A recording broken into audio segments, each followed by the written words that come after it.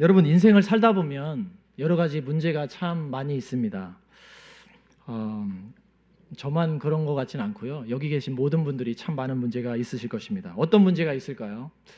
직장에서, 그리고 가정에서, 교회에서, 그리고 그 안에 있는 모든 사람들과의 모든 관계성 안에서 재정적인 어려움이 있고요. 그리고 자녀에 대한 어려움이 있고 내 불안한 미래에 대한 어려움이 있습니다. 특별히 우리 청년들을 보면 연애를 해야 되기 때문에 또 연애에 대한 큰 어려운 문제가 있습니다. 그런데 이런 문제가 우리 가운데 하나 해결되면 또 찾아오고 하나 해결되면 또 찾아오고 이런 문제가 계속해서 해결이 되지만 진짜 크게 해결이 안 되는 문제들이 또 우리에게 찾아올 때가 종종 있는 것입니다. 여러분, 그런 해결 안 되는 문제, 그런 문제가 찾아올 때 여러분 어떻게 하십니까? 이런 사람이 있습니다. 스스로 내가 이 문제를 다 해결해 보겠다. 아니면은 내가 이거 스스로 하다 보니까 내 지혜와 능력이 부족하기 때문에 타인을 쫓아다니면서 내 이 문제를 한번 해결해 보겠다. 나보다 능력과 지혜와 돈과 권력이 있는 사람을 찾아다니면서 이 문제를 해결하려는 것을 볼 수 있습니다. 이도저도 안 되면은 이런 사람이 있습니다. 그냥 마음속 어딘가 해결이 안 되기 때문에 어쨌든 마음속 어딘가에 그냥 묻어놓고 계속 그 묻어놓은 채로 지금 여기까지 혹시 오신 여러분들이 계십니까? 오늘 여러분의 이런 문제들, 혹시 마음속에 그런 문제들 해결 안 되는 여러 가지 어려운 문제들이 있다면 오늘 말씀을 듣는 중에 하나님께서 임하셔서 여러분의 문제를 해결해 주시기를 주님의 이름으로 축복합니다. 여러분, 오늘 본문 너무나 잘 아시죠? 오병이어 사건입니다. 그 내용은 너무나 쉽기 때문에 굳이 설명을 안 드리려고 했지만 제가 잠깐 간략하게 이 말씀을 잠깐 소개를 하려고 합니다. 왜냐하면 우리 교회가 계속 발전하고 또 많은 부흥이 있음과 동시에 새로 오시는 분들이 참 많습니다. 그런 분들은 이야기의 내용을 잘 모를 수가 있어요. 그래서 간단하게 요약해 드리겠습니다. 현재 상황을 좀 설명을 드리면 예수님이 계시고 예수님이 제자들과 빈들에서 말씀을 전하고 계셨는데 장정만, 남자만 5천 명가량이 거기에 있었습니다. 장정만 있었고요. 사실은 여자와 어린아이도 있었습니다. 그런데 이렇게 많은 5천 명, 남자만 5천 명인데 먹을 게 없는 상황이에요. 빈들이에요. 허허벌판입니다. 이런 상황 가운데서 먹을 게 없는데 배는 또 고파요. 예수님도 얼마나 배고프시면 중간에 말을 끊고 이제 이들을 먹여야겠다라고 말씀을 하셨습니다. 그런데 이런 상황 가운데 놓였을 이런 상상을 해보면서 제가 이런 생각을 해봅니다. 저희 식구는 6명이에요. 아내와 저를 빼면은 4명의 자녀가 있습니다. 만약에 4명의 자녀가 허허벌판이에요. 배고파요. 근데 먹을 게 없는 허허벌판입니다. 어떻게 하겠습니까? 배고파서 1시간이 벌써 저녁 시간이 지나고 1시간, 2시간이 지납니다. 저는 그 아이들을 통제할 수 있는 힘과 지혜가 없습니다.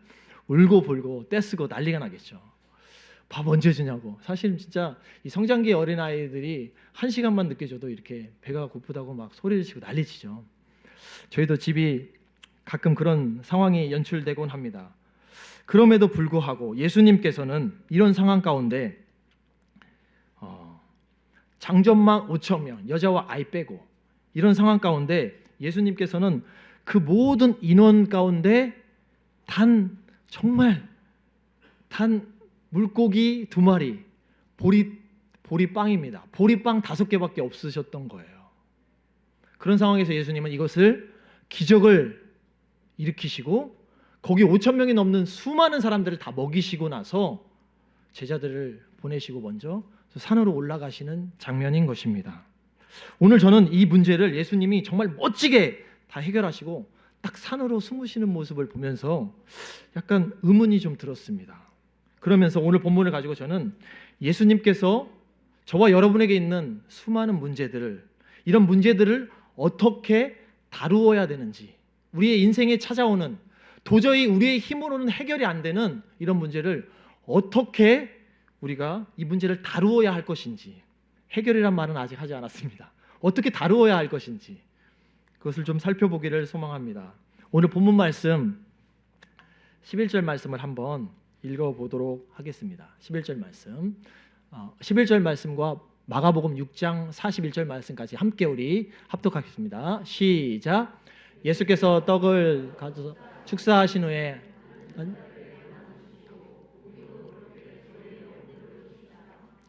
예수께서 떡 5개와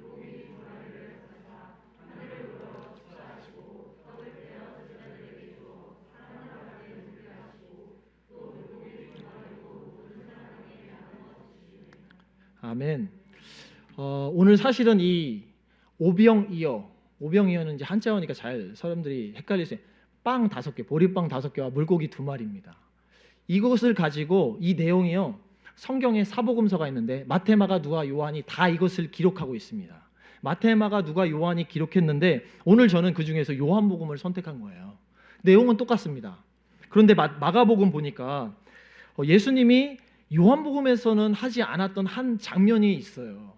왜냐하면 11절 말씀을 보니까 예수님이 떡을 가져 그냥 축사하신다고 나오는데 그 축사하시기 전에 이 마가복음에서는 뭐라고 했냐면 하늘을 우러러라는 표현이 나옵니다. 하늘을 이렇게 쳐다보셨다는 말이에요.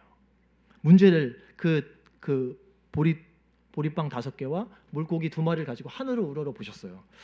저는 예수님께서 왜 굳이 이런 행동을 하셨을까? 왜 그랬을까? 제가 어렸을 때는 사실 이 말씀을 읽었을 때 어떻게 이해했냐면 맞아. 예수님은 너무 거룩하시고 너무 괜찮으신 분이야. 그렇기 때문에 우리 예수님은 멋지게 기도하셔야 돼. 그래서 거룩하게 손을 들고 하늘을 이렇게 우러러보시면서 저와 같은 이 모습 이렇게 하셨을 거야 라고 생각했습니다. 근데 이제 제가 어른이 되고 말씀이 깨달아지게 된 다음부터는 이것이 무슨 의미인지를 알게 됐어요. 예수님은 이런 사소한 행동 하나하나에 사실은 의미를 가지고 행동하셨던 것을 우리가 알 수 있습니다. 예수님은 사람의 힘으로는 도저히 해결할 수 없는 문제를 만났을 때 우리가 어떻게 행동해야 되는지를 그림 언어를 통해서 보여주셨던 것입니다. 두 손을 들고 이렇게 하늘을 바라보시면서요. 우리 주님은 스스로도 문제를 해결할 수 있는 만왕의 왕이신 그리스도 예수 그리스도이십니다. 그렇기 때문에 그분은 굳이 하나님께 하늘을 향해 시선을 돌리지 않아도 돼요. 그러나 오늘 이 말씀을 읽는 우리를 향해서 오늘 주님께서 이 그림 언어를 보여주시는 것입니다. 어떻게 하셨습니까? 하나님은 큰 문제 앞에서 그 문제에 집중하지 않고요. 바로 아버지께로 시선을 돌린 것입니다. 그리고 뭘 하셨습니까? 아버지께로 시선을 돌리자마자 기도를 하셨던 것입니다. 이것을 통해 우리 주님이 저와 여러분에게 동일하게 원하시는 것은 하늘 아버지께로 우리의 시선을 돌리기를 바라시는 것입니다. 네, 맞습니다. 우리는 이 시선을 능하신 창조주 우리 아버지께로 돌려야만 하는 것입니다. 하지만 저와 여러분은 이 문제 앞에서 어떻게 행동하십니까? 저 인생을 살다 보니까 수많은 그런 문제 앞에서 대부분의 저의 시간을 계산하고 생각해 보면 제가 어떻게 했는지를 바라봅니다. 조금만 뒤를 돌아보면 알 수 있어요. 제 선택은요, 항상 제 능력과 제 생각이 앞섰습니다. 제가 생각하는 대로, 그리고 내가 가지고 있는 한계의 그 능력대로 하나님 앞에서 하나님을 바라보는 것이 아니라 누구를 바라봤냐면 저를 바라봤어요. 그래서 어떻게 됐을까요? 저는 이 문제를 잘 풀었을까요? 감사합니다. 그러나 저는 이 문제를 잘 풀지 못했습니다. 저는 문제 자체에 너무나 많이 집중했어요. 그렇기 때문에 아시다시피 연약하고 부족한 저는 그때마다 저의 한계를 바라보고 낭망하고 실패하고 좌절할 수밖에 없었습니다. 때로는 저는 아까 말씀드렸다시피 저보다 힘이 있고 저보다 지혜가 있고 저보다 능력이 있는 어떤 사람을 찾으러 다녔습니다. 이 사람, 저 사람 문제를 해결하기 위해서 찾아다녔습니다. 그래서 혹시 좋은 사람을 만나면 그 사람이 저에게 최선을 다해서 저를 도와주는 것들을 많이 경험했어요. 얼마나 감사하고 기쁩니까? 그런데요, 이 최선을 다해서 누군가가 나를 위해서 도움을 준다고 하더라도 우리 하나님은 제가 이렇게 문제를 부탁했던 그 사람은요, 문제를 다 해결해 줄 수 있는 사람이 아니었어요. 그러다 보니까 무슨 마음이 들었냐면 섭섭한 마음. 어쨌든 문제가 해결이 안 됐잖아요. 섭섭하고 억울한 마음이 들기 시작합니다. 그래서 저는 이제는 내가 사람을 찾아다녀도 안 되겠다. 어떻게 해야 될까? 어차피 해결 안 되는 문제 그냥 내 마음에 넣어야지. 내 마음에 담고 있어야지. 어차피 그냥 내 마음에 있어도 아무도 모를 거야. 이렇게 생각하면서 제 마음속에 그것을 하나하나 넣어두기 시작했습니다. 그러다 보니까 제 마음이 어떻겠습니까? 썩어 문드러지기 시작합니다. 이 썩어 문드러지는 것은요, 어떻게 나타나냐면 내가 다른 사람과의 관계할 때 금방 드러나요. 여러분도 그러십니까 혹시? 장시간 그것을 방치하면요, 혹시 이것은 우울한 마음으로 변화될 수가 있습니다. 저도 이런 마음을 많이 경험했습니다. 여러분, 한국인의 특징이 있습니다. 문제를 주면 어떻게 할까? 자, 우리 앞에 있는 청년분에게 한번 질문을 해보겠습니다. 2 더하기 2는 수연이 4. 예, 4라고. 사람은요, 문제를 딱 주잖아요. 너무 잘했어요. 감사합니다. 역시 훌륭한. 문제를 주면 어떻게 하냐면요, 문제를 풀려고 그래요. 제가 사실 이게 청년부 때 한번 이 설교를 했는데, 문제를 딱 주면 그 문제를 준 이유를 몰라요. 왜 이 문제가 나한테 왔는지를 몰라요. 2 더하기 2는 4, 바로 그냥 답을 해버리잖아요. 정답을. 이게 사람의 특성이에요. 문제를 풀려고 하는 사람의 특성. 계속해서 문제를 해결하려고 합니다. 그러나 우리 주님의 의도는 완전히 달라요. 여러분, 이 패러다임을 완전히 바꾸셔야 합니다. 이게 안 바뀌면 평생 갑니다. 진짜로. 여러분, 문제가 있으면 그 문제를 하나님께서 주신 걸로 믿으십니까? 그러면요, 사람은 그 문제를 풀라고 줄 수 있어요. 하나님은 그 문제를 왜 주셨을까요? 이상한 결론이 납니다. 하나님은 그 문제를요, 다시 그 문제를 들고 하나님께로 다시 돌아오라고 주신 것입니다. 이해하셨습니까? 제가 청년분한테 이렇게 설교했는데요, 별로 아멘을 안 하시는데 역시 일부라. 맞습니다. 이 문제를 우리는 해결할 수가 없어요. 이 문제는 왜 우리에게 주어졌냐면요, 하나님이 다시 이 문제를 가지고 나를 찾아오라고, 나를 만나자고, 나를 만나서 이 문제보다 더 큰 나를 경험하라는 하나님의 놀라운 사인인 줄로 믿으시면 좋겠습니다. 제가 이 패러다임이 안 바뀌면 어떤 상태에서 기도를 하더라도요, 계속 반복돼요. 똑같은 이 패턴이. 어떤 상황이든 은혜를 받았다고 해도, 감동을 받았다고 해도 똑같아요. 문제를 온 이유가 하나님께 나와야 된다는 그 집중함이 이게 없으면요, 계속 문제 해결로만 가요. 그 문제가 해결되죠? 다시 문제가 올까요, 안 올까요? 또 옵니다. 계속 찾아옵니다.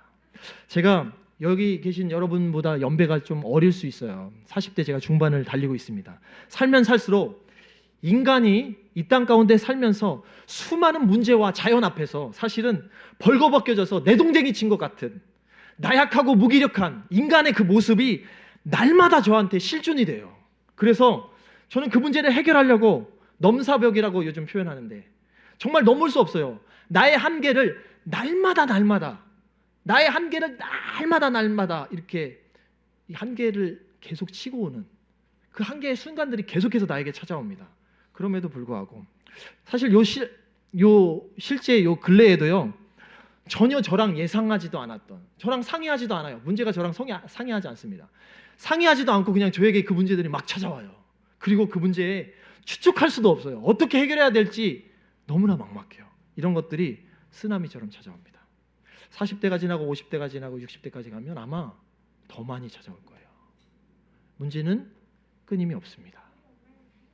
아마 예수께서 십자가에 죽으시고 우리가 만약에 그 하나님을 믿었다면 이게 정상이에요.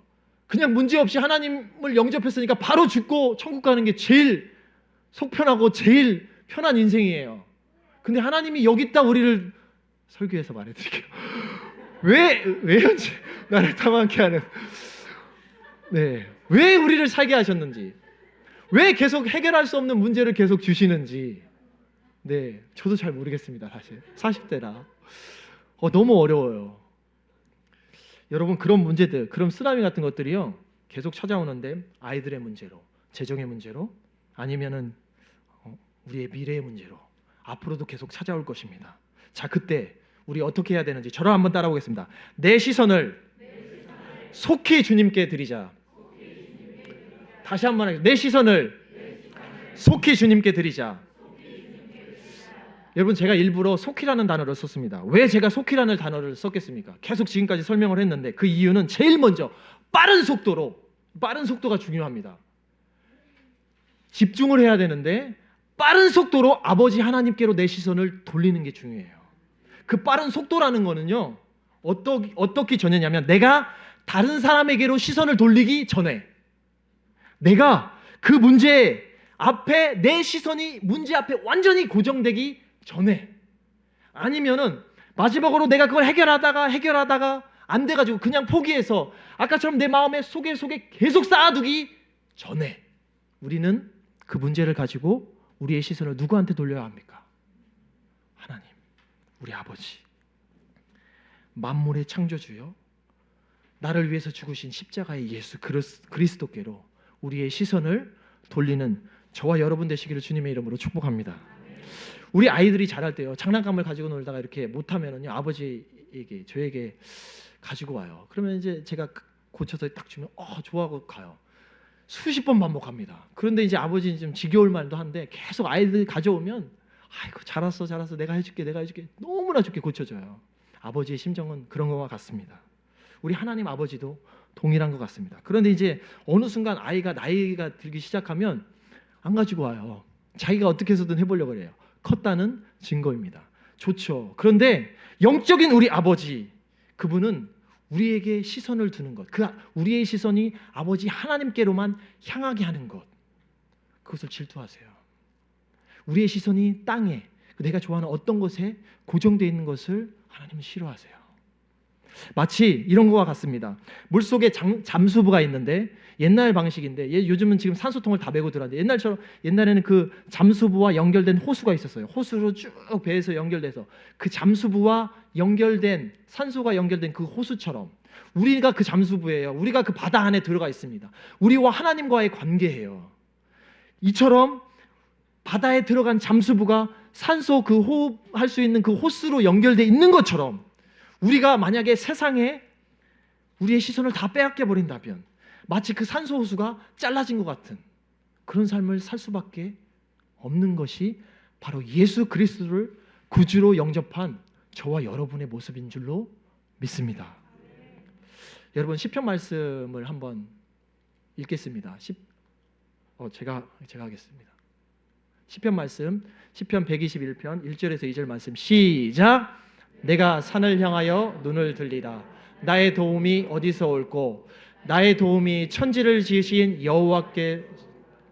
네, 아멘. 여러분, 하늘 향해서 하늘을 우러러 보시고 우리 예수님께서는 아버지께로 시선을 구했습니다. 우리의 도움은 오직 여호와 하나님께로만 올 줄로 믿습니다. 혹시 이 땅에 살면서 이 땅에 있는 상황과 여러 가지 관계, 거기에 여러분의 마음이 다 빼앗겨 있다면 여러분 믿음으로 선포하시기를 바랍니다. 예수 그리스도의 이름으로 우리 안에 있는 시선들, 땅에 고정되어 있는 모든 시선들은 주님께로 지금 이 시간 돌려질지어다.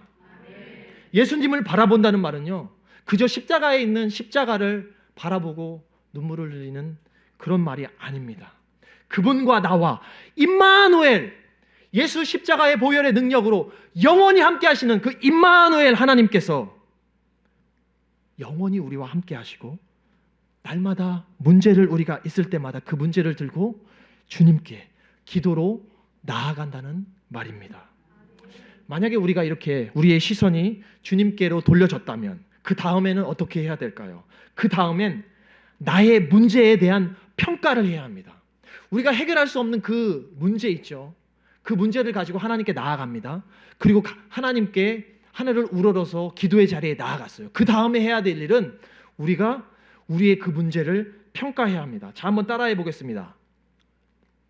바라본 주님께 감사를 먼저 드리자. 자, 11절 말씀에 아까 읽었지만 예수께서 떡을 가지고 축사하셨다고 표현합니다. 여기서 이 축사하셨다는 표현이 마태, 마가, 누가, 요한 네 가지에 다 나오는데, 세 가지 공간 복음이라고 해요. 마테마가 누가에는 이 단어가 헬라어로 이렇게 쓰여 있습니다. 죄송해요. 제가 헬라어를 잘 못하는데 그래도 헬라어를 좀 써야 되겠습니다. 예, 율로게오라는 단어인데요. 율로게센이라는 단어로 이 말이 쓰여 있는데 이 말은 어떤 의미냐면요.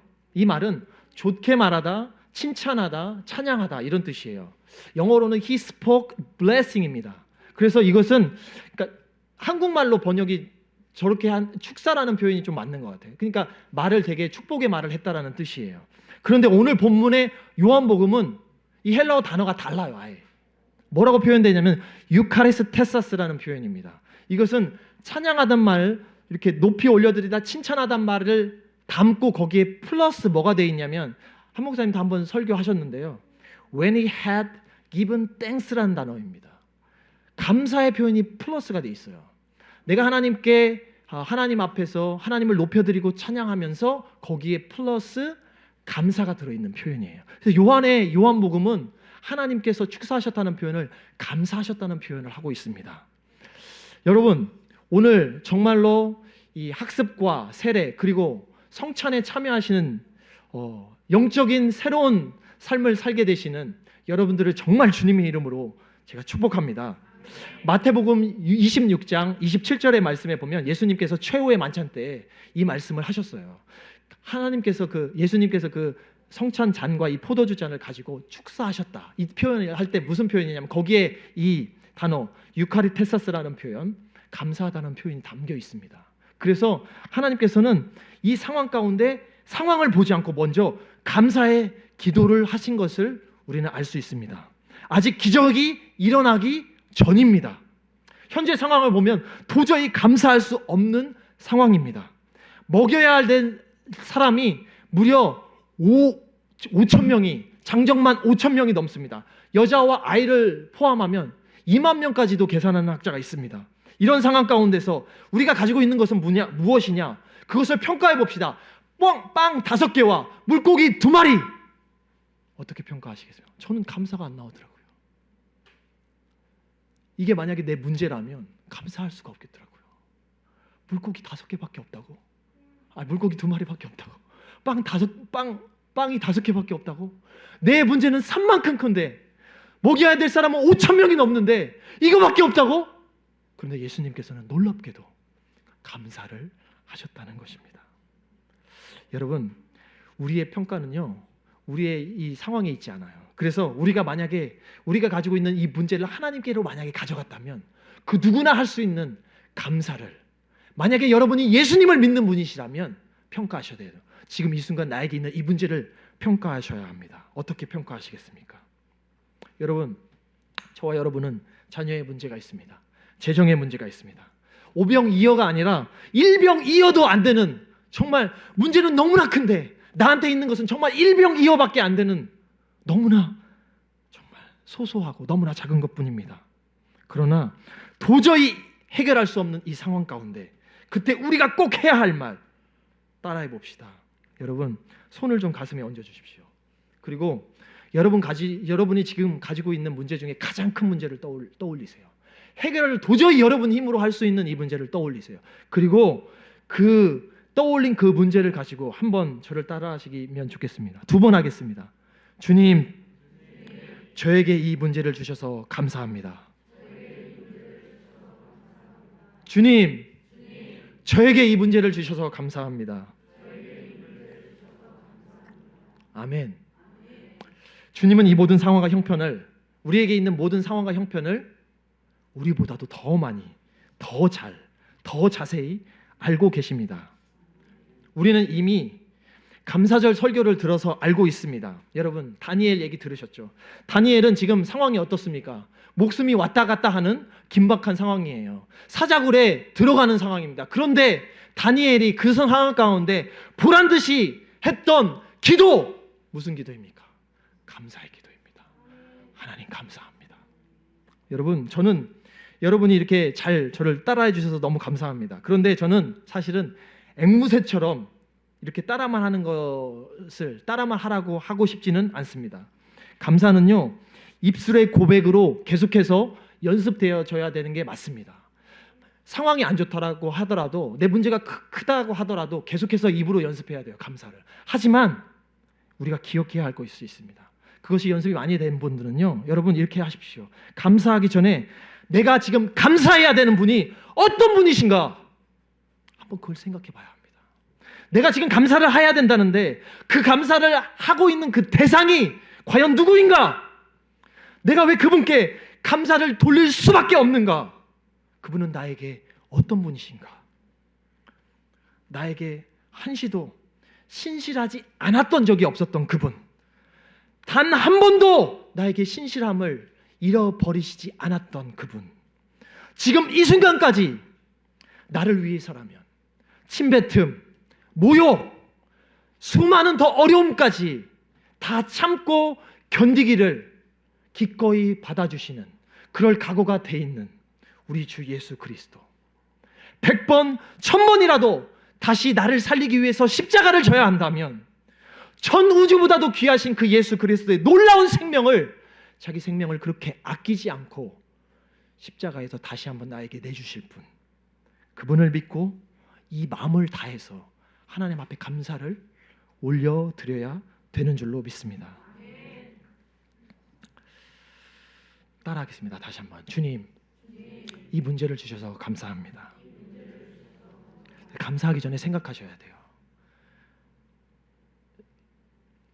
하나님을 생각하셔야 합니다. 예수님을 생각하셔야 돼요. 주님을 묵상하셔야 합니다. 만약에 이렇게 우리의 문제가 다 그 주님 앞에 시선을 들리고 그리고 감사를 주님 앞에 고백을 드렸을 때 하늘 아버지께서 그것을 듣고 우리에게 오늘 예수님이 하셨던 것처럼 놀랍게 여러분의 삶 가운데 그렇게 응답하실 줄로 믿습니다. 하지만 우리는 하나를 더 살펴봐야 합니다. 그것은 무엇인가? 그 응답 이유를 살펴봐야 합니다. 15절 말씀, 15절 말씀 한번 제가 읽겠습니다. 그러므로 예수께서 저희가 와서 자기를 억지로 잡아 임금 삼으려는 줄을 아시고 다시 혼자 산으로 떠나가시다. 여러분 따라하고 있습니다. 나에게 주목된 시선을 다시 주님께 드리자. 여러분, 예수님께서는 놀라운 기적을 이루시고 제자들을 보내신 다음에요, 혼자 산으로 떠나가십니다. 환호성과 칭찬의 자리를 주님은 피하시고 다시 한번 아버지와, 하나님 아버지와의 그 친밀한 자리로, 그 친밀한 교제의 자리로 들어가는 것을 볼 수 있습니다.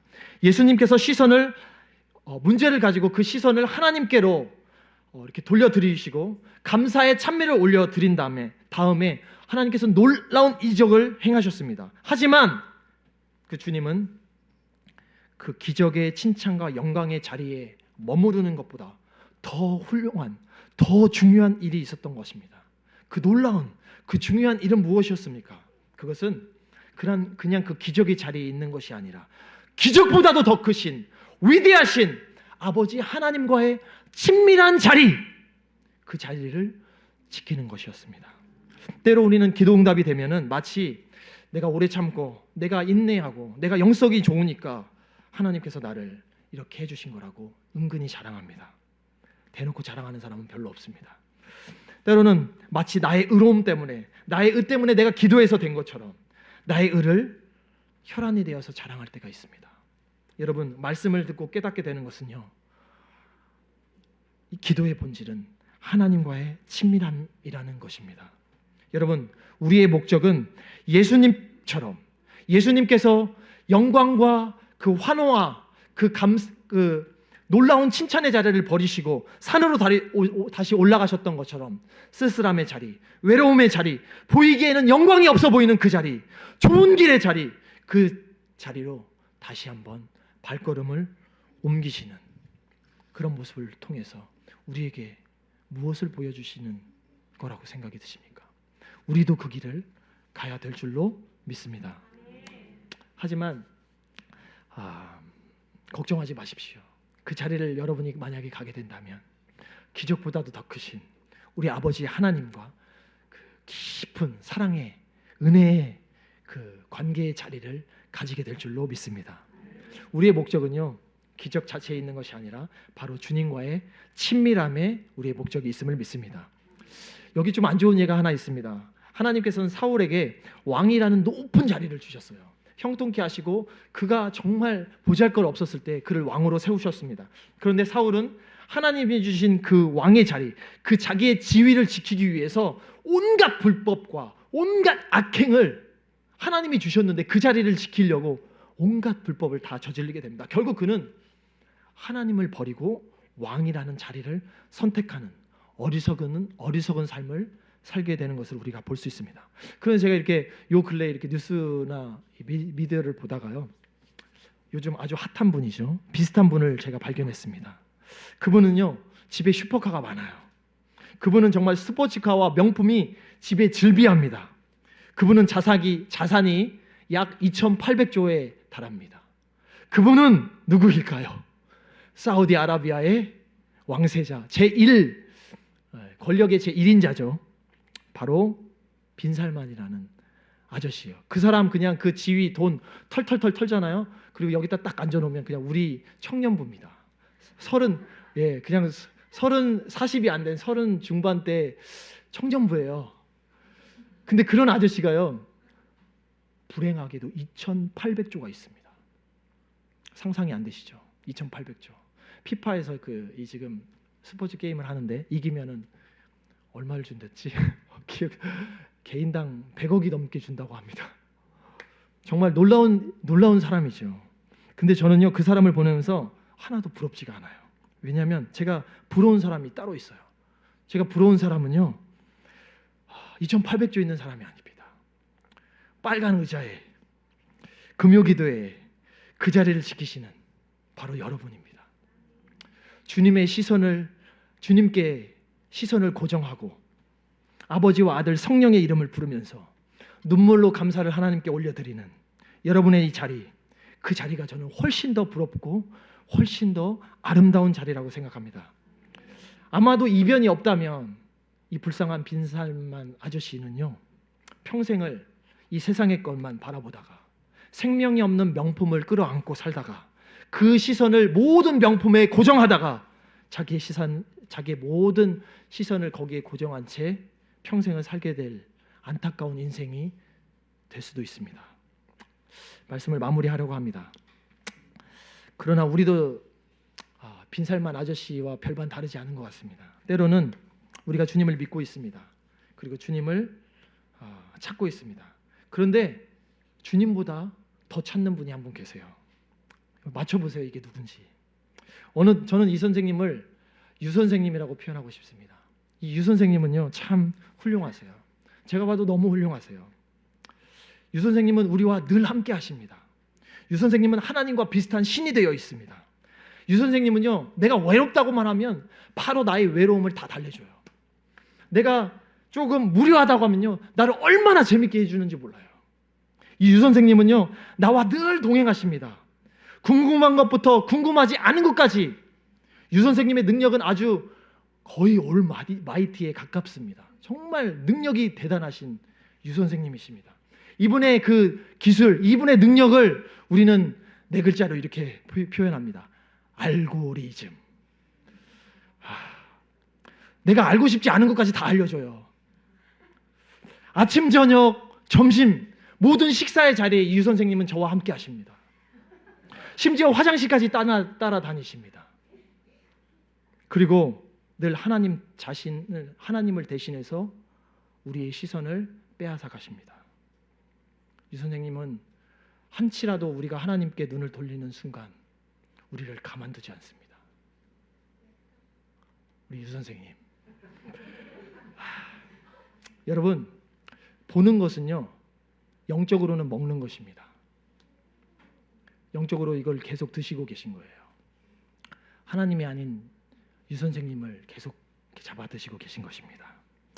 여러분, 예수님의 이름으로 깨어나는 저와 여러분 되시길 주님의 이름으로 축복합니다. 모든 문제 앞에서 우리 주께로 시선을 돌리고 이렇게 고백합시다. 주님, 이 문제를 주셔서 감사합니다. 그리고 주님, 만약에 주님께서 이 문제를 다 이루어 주셨다면 속히 우리는 그 영광의 자리를 떠나기를 소망합니다. 주님이 다 이루셨으니 주님께서 오직 영광을 받아 주시옵소서. 주님, 저는 아무것도 아닙니다. 마지막으로 이 말씀을 읽고 마치겠습니다. 히브리서 12장 2절 말씀입니다. 우리 큰 목소리로 한번 읽겠습니다. 시작. 믿음의 주여 또 온전케 하시는 이인 예수를 바라보자. 저는 그 앞에 있는 즐거움을 위하여 십자가를 참으사 부끄러움을 개의치 아니하시더니 하나님 보좌 우편에 앉으셨느니라.